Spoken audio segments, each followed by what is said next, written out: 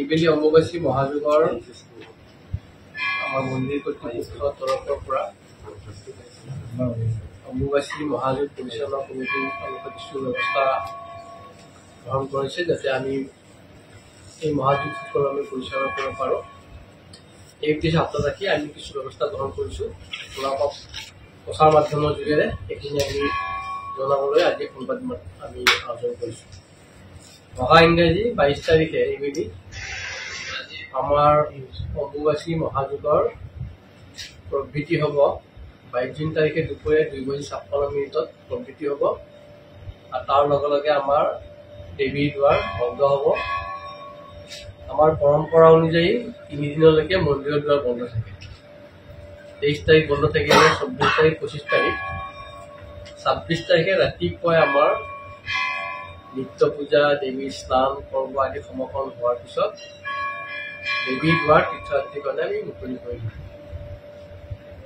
উক্ত দিনা অৰ্থাৎ 26 তাৰিখ আৰু 27 তাৰিখে অকল জেনেৰেল লাইন অৰ্থাৎ সৰ্বসাধাৰণ যাত্ৰীয়ে দৰ্শন কৰিব পাৰিব। কোনো ধৰণৰ VIP দৰ্শনৰ ব্যৱস্থা নাথাকিব। অকল সৰ্বসাধাৰণ ৰাইজে শাৰী পাতি দৰ্শন কৰাৰ ব্যৱস্থা থাকিব। এইবেলি আমাৰ দৰ্শনৰ যিটো ব্যৱস্থা আমাৰ পশ্চিম দুৱাৰৰ বংশী বাগান ফিল্ডত তাত আৰক্ষণস্থলী থাকিব।